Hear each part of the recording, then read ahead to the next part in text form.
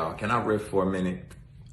Usually when I do this, it ends up being like something controversial, some kind of way. I don't know what it is. So hopefully that won't be this, but I put a post up earlier about aerobic exercise being effective for mental health. Studies show that it's when you're dealing with mild or moderate depression that aerobic exercise can be like taking an antidepressant because of the mood altering effects, the dopamine, all of those particular things that it adds.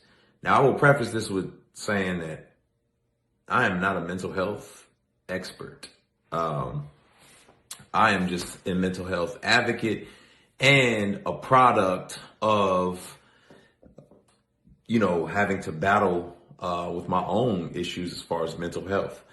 Many of you who've read my book, I'm Restored, the journey that I've been on as far as depression and anxiety. And so I'm always here as an advocate because I know the reality. Now, when I say anxiety or depression, I don't mean like, oh, I feel really bad today, like my team lost, or, man, I didn't get the grade. Like, you can have low moods because things happen in your life. But we're talking about depression, like debilitating, like, man, it is crippling. Like, it's like, I can't shake it off. I can't get out of bed. I have no motivation. You lose weight because you have no appetite. Like, I'm not saying that always happens, but I'm talking about depression. I'm talking about something that grips you. And when I say anxiety, I'm not talking about like, bro, I might miss my flight. Like, freak, I'm gonna miss my flight. Like, I'm talking about like something that literally has altered the chemistry of your body type of thing. Like, we all deal with anxiety. We all deal with low moods.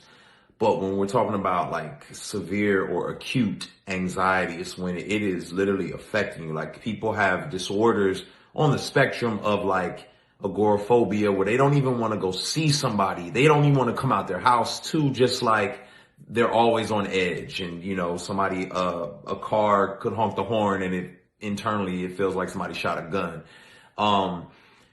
In saying all that, I want to say this, like, I'm a Christian and I love, the followers of Christ, even though, they be tripping. I mean, they do be tripping. We human. So Christ followers be tripping.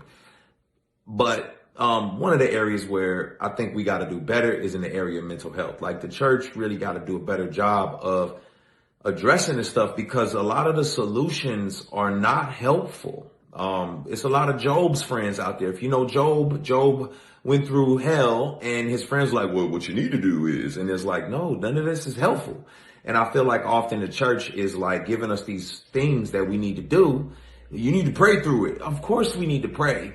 You need to trust the Lord. Of course we need to trust the Lord. But if somebody had a clogged artery and, was having heart issues, you wouldn't be like, you just need to pray. No, you need to pray and you need to work out. You may need to go see a professional, right? Like, so your brain is an organ, just like your heart. You break your arm, you need to pray. It'll get better if you just pray. You pray and then you put a cast on it, right? And so I think about like Deuteronomy where, God is preparing Israel to go to battle, and you never go to battle without a strategy. You don't go to battle with your mental health or mental illness without a strategy. And the strategy for this is treatment. You have to get proper treatment. So the same way that you would if you had cancer, you're gonna pray, but then you're gonna get proper treatment. And that may include medication, that may include a dietary change, that may include therapy, exercise. It's a treatment plan and program. And this is where I feel like the body of Christ or the church got to do a better job, is not just throwing out the prescription of prayer. It really is like writing off what people are battling internally. It does not benefit them for us to just say, you just pray about it. You pray for them and then say, how can I support you in your process? Let me know. Because ultimately what you say when you say you need to just pray through that is that you know better than them, and that you know, oh yeah, what you dealing with ain't nothing, you know, just a little prayer and you'll be good. We know prayer is power. We know prayer changes things. But God has given us tools here on earth to use for our benefit and our growth, right? You don't just pray for food and are you hungry and you just, Lord, I'm hungry, and just pray and expect a plate to fall out the sky. Like, you pray, you go outside, you work, you know, you got to do something. Faith without works is dead. So I'm just saying all this to say, on your mental health journey, be patient with folks, especially the church, who don't know what they be talking about sometimes. Christians, pastors, leaders, like, for real, like, do some research to really help people navigate the area of mental health and advocacy. So I'm off my soapbox today. I saw a lot of little comments on the last post when I was jumping rope, and I know my form is bad, so I'm getting better though. And I saw some comments and I was like, that's not really helpful. So I just wanted to address it, and hopefully no one's triggered. If you're going through a mental health battle or crisis right now, man, please hang in there. If you are having suicidal ideations or any issues like that, please call the suicide hotline. And sincerely, you're worth it. If you're watching this right now, it is not by accident. You are worth living, dying for, because God died for you, but you are worth living. Like, keep living. People need you. We love you, and much love to you. God bless.